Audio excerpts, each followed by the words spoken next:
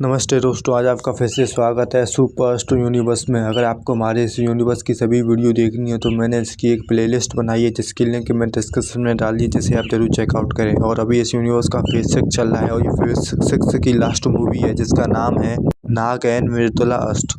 इस मूवी की star cast में मृदुला अष्ट, नाग अष्ट वर्सेस रामचरण एंड कुणाल खेमू। और इस मूवी की सपोर्टिंग कास्ट में अखिल अक्किनेनी, नागा चैतन्य। और ये कहानी एक शांत लेकिन अस्थिर समय में शुरू होती है जहां अष्ट लगातार लड़ाइयों के बाद थक चुके हैं।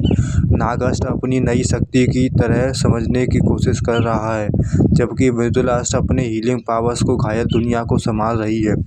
इसी बीच एक नया खतरा सामने आता है। राम और कुणाल के किरदार, जो कभी गुरुकुल से जुड़े हुए थे लेकिन अब अंधकार के रास्ते पर चल पड़े हैं। ब्रह्मशिव युद्ध में अपने करीबियों को खोने के बाद उनका विश्वास अष्ट से उठ चुका है। जब उनका मानना है कि अष्ट की इस विनाश के असली कारण उनके साथ अखिल अक्किनेनी और नागा चैतन्य भी हैं, जो शुरू में सिर्फ सच्चाई जानना चाहते हैं लेकिन धीरे धीरे राम और कुणाल के प्रभाव में आ जाते हैं।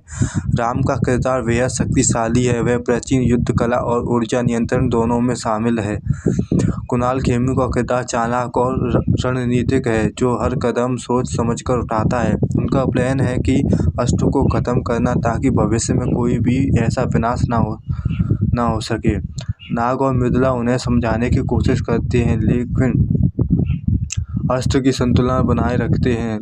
लेकिन राम का गुस्सा बहुत गहरा है, वह कहता है अगर अष्ट नहीं होते तो ये युद्ध कभी नहीं होता।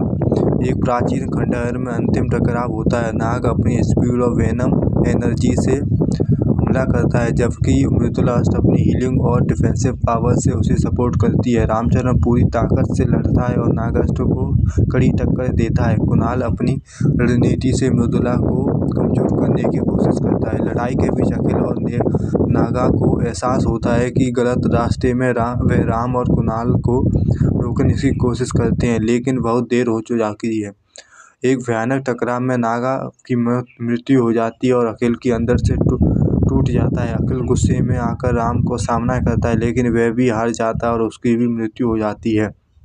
अब नाग और मृदुला पूरी ताकत से लड़ते हैं। मृदुला राम को समझाने की कोशिश करता है लेकिन वह मानता नहीं। अंतिम क्षणों में नाग अष्ट अपनी पूरी शक्ति से डिसाइसिव अटैक करता है, जिससे कुणाल खेमू की मौत हो जाती है।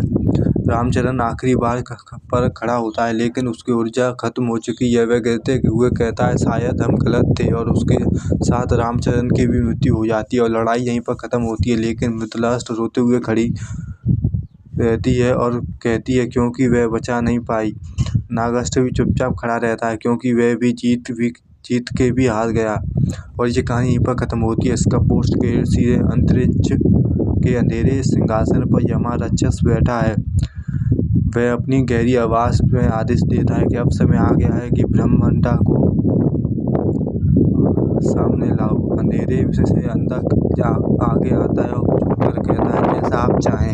और ये कहानी ये पर खत्म होती है। ये कहानी आपको अच्छी लगी तो सब्सक्राइब करें। Watching the super.